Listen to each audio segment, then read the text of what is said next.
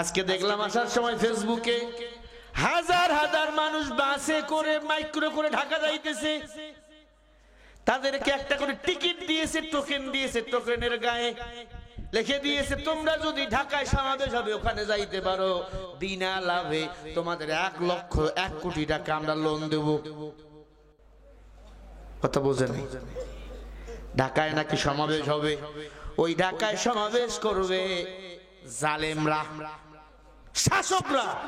তারা দেশ ছেড়ে পালাইছে মানুষকে দেখার জন্য। সারা বাংলাদেশ থেকে মানুষ নিয়ে যাইতেছে, সবাইকে টিকিট দিছে। মূর্খের ঘরের মূর্খরা জানে না ঢাকায় গেলে এখন খালি মাইর হবে। কথা কয় না কেন? যে দেশে শহীদ মুগ্ধ রক্ত লেগে আছে, আবু সাঈদের রক্ত লেগে আছে, আবু সাঈদ মুগ্ধরা মরেছে, ওর চাচতো ভাই, খালাতো ভাই, ওর জাতীয় ভাই শিক্ষার্থীরা এখনো কিন্তু মরে না। ঠিক কিনা? এমন স্লিপ দিছে, স্লিপ নিয়ে ঢাকায় গেছে। কি ভাই তোমরা ঢাকায় কেন? কয় এখানে নাকি একটা সমাবেশ হবে, আমাদেরকে স্লিপ দিয়ে বলছে তোমরা যদি সমাবেশে যাইতে পারো, মিটিং এ যাইতে পারো, 1 লক্ষ থেকে 1 কোটি পর্যন্ত টাকা তোমাদেরকে লোন দেবো বিনা সুদে। বাঙালি তো বোকা, বিনা লাভে তুলাও হয় না, আর লাভে লোহাও হয়। ফ্রি পাইলে বা ফাও পাইলে বাঙালি আলকাতরাও খায়। কথা কয় না? সাংবাদিকরা ছাত্ররা যখন ঢাকায় ধরছে, বল তোদেরকে নিয়ে আসছে, তখন নাম বলে দিছে অমুক এলাকার অমুক দলের সভাপতি, অমুক অমুক অমুক অমুক। ওদের ফোন দিলে ফোন ধরে না। এমন হাজার হাজার মানুষকে বিপদে ফেলাইয়া দেশ থেকে পালিয়ে গেলেন। আবার নাটক করার কি দরকার? এদেরকে বাংলাদেশে পাইলে জুতা পিটা করা দরকার। ঠিক কিনা? গ্রাম থেকে নিরীহ মানুষগুলোকে নিয়ে গেছে ঢাকায়, এখন আসতে পারে না। পুলিশ খালি ভিড়ায়, মানুষ খালি ভিড়াই দেছে, যারে পাইতেছে তারে ভিড়াই দেছে, হুমকি ধুমকি। ও সাধারণ গরিবের দল আওয়ামী লীগ, বিএনপি, কেউ তোমাদের পক্ষে নয়। তোমাদের পক্ষে হলো আহলিহা গোলামায়ে কেরাম, আর আল্লাহ ছাড়া কেউ নাই। নিঃস্বার্থে তোমাদের যদি কেউ ভালোবাসে, আহলিহা গোলামায়ে কেরাম ভালোবাসে। তাছাড়া আওয়ামী লীগ, বিএনপি সবাই তোমাদের মাথার উপর কাঁঠাল ভেঙে ওরা ওদের স্বার্থ হাসিল করতে চায়। ঠিক না ঠিক? রাগ করলেন আপনারা? আওয়ামী লীগ বুঝি না, বিএনপি বুঝি না, জাতীয় পার্টি বুঝি না। এটা আমার সোনার বাংলাদেশ।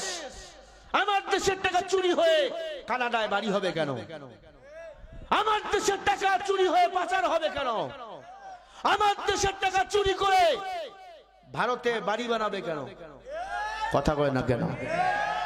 এই কথা কইলেই হুজুর খারাপ, তোর দাঁতের পাড়ি ফালাই দেবো একবারে।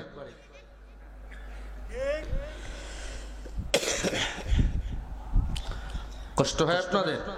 কষ্ট হলে হোক।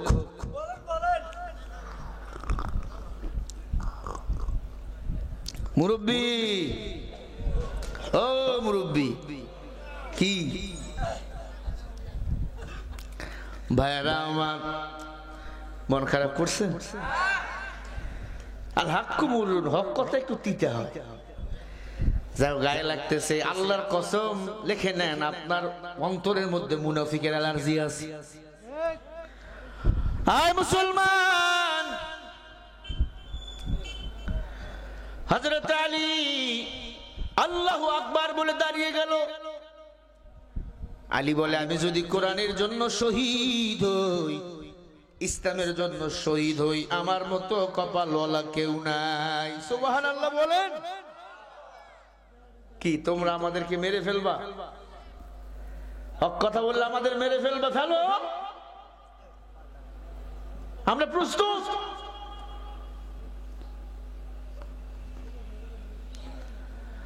মুসলমান ইমানদার,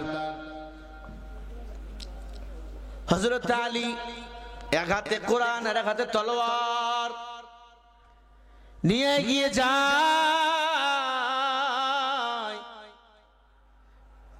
বিশাল বড় কাফের, কয় ফুট লম্বা? জোরে করে না কেন? এটা কত? 6 ফুট।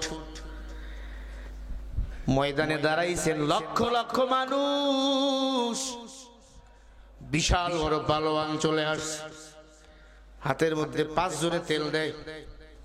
পালোয়ান দেখবেন তেল মাখে, কথা কয় না, চরুগুলো লম্বা লম্বা, উরুগুলো, ছোট্ট একটা প্যান্ট পরছে। হযরত আলী ছোট্ট মানুষ, 8 বছর বয়সী, ইমান এনেছে, সুবহানাল্লাহ বলেন। ছোট্ট একটা জুব্বা, মাথার মধ্যে পাগড়ি, ডান হাতে কোরআন, বাম হাতে ঢাল, আর এক হাতে তলোয়ার। আল্লাহু আকবার।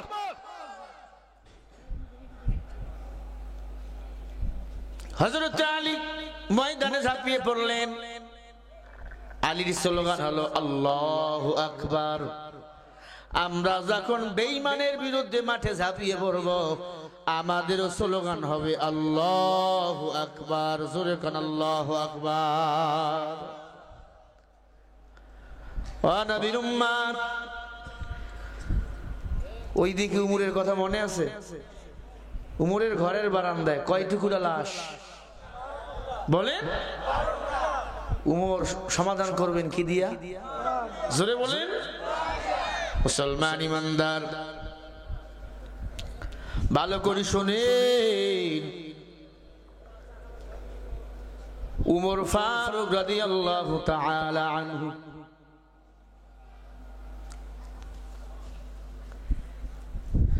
হযরত আলী রাদিয়াল্লাহু তাআলা আনহু ময়দানে ঝাঁপিয়ে পড়লেন। এত বড় কাফের, 22 ফুট লম্বা, 6 ফুট প্রস্থ, আমার নবীর সাহাবা আলীর সাথে যুদ্ধ করার জন্য এসেছেন।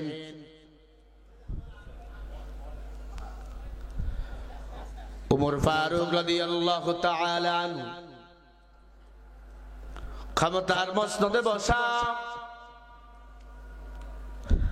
আলী রাদিয়াল্লাহু তাআলা আনহু ছোট্ট মানুষ, ইমানটা কত তাজা।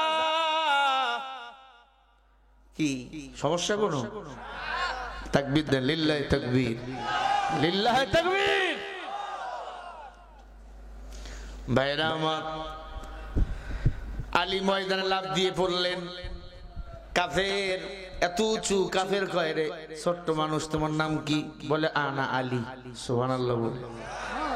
এই ছোট মানুষ আলী, তোমার তো এখনো দুধের দাঁত ভাঙে নেই, তুমি আসছো আমার সাথে কুস্তি করতে, যুদ্ধ করতে, ভেঙে যা। মুহাম্মদ কি ভয় পায়? আলী বলে মুসলমান যেই কদম সামনে দেয় ওই কদম আর পিছনে দেয় না, কারণ বেঈমানরা ভয় পায়, কোন মুসলমান ভয় পায় না। আল্লাহু আকবার বলো। ও নবীর উম্মত, আলী কে বলে আমাকে আঘাত কর। আলী বলে ইসলাম কাউকে আগে আঘাত করে না, ইসলাম কাউকে আগে আঘাত করে না। আপনি আগে আঘাত করেন, এরপরে আমি।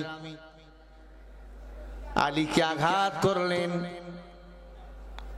ভেঙ্গে গেল কাফেরের তরবারি, ঢাল আলীর মজবুত হয়ে দাঁড়িয়ে রয়েছে। হাজার হাজার কাফির দাঁড়িয়ে গেছে। এতটুকু বাচ্চা, এত সুন্দর ইমানি জোশ। হযরত আলী বলে রে বেঈমান, তুই এবার রেডি হ, দেখ আমি আলীর আল্লাহু আকবারের পাওয়ার কত। হযরত আলী ডান হাত দিয়ে তরবারিটা ধরে ওই কাফেরের গলার মধ্যে এমন জোরে একটা কোপ মারছে, গর্দান থেকে মাথাটা 500 হাত দূরে উড়ে গিয়েছে। মুসলমানি বুয়াদ বরদান নেহাদা, নানে খুদ বদসতে খাজা দাদা গর্ব সুরত আদমি ইনসাবুদ আহমদ ভু জানে হায় কে সাবুদ আদমিরা আদমি আসলাদ মা উস্তবেরাদার বুনাবাস জোহে জমা। সবাই অবাক হয়ে গেল। হাজার হাজার লক্ষ লক্ষ কাফির দৌড় দিয়ে আমার মদিনাওয়ালা নবীর কাছে চলে আসলো। পয়গম্বর আলী তো বীরের খেতাব পেয়েছে। আমার আল্লাহ আলীর নামে টাইটেল দিয়েছেন শেরে খোদা আলী। আলী কি বলা হয়? আল্লাহর বাগ। শুধু আলী আল্লাহর বাগ ছিল না, এলেম দিয়াও পাক্কা ছিল। নবী আমার বলেন আনা মাদিনাতুল ইলমি ওয়ালি ইমবাবুহা, আমি নবী হলাম ইলমে দ্বীনের শহর, আর ইলমে দ্বীনের শহরের দরওয়াজা হলেন আমার আলী।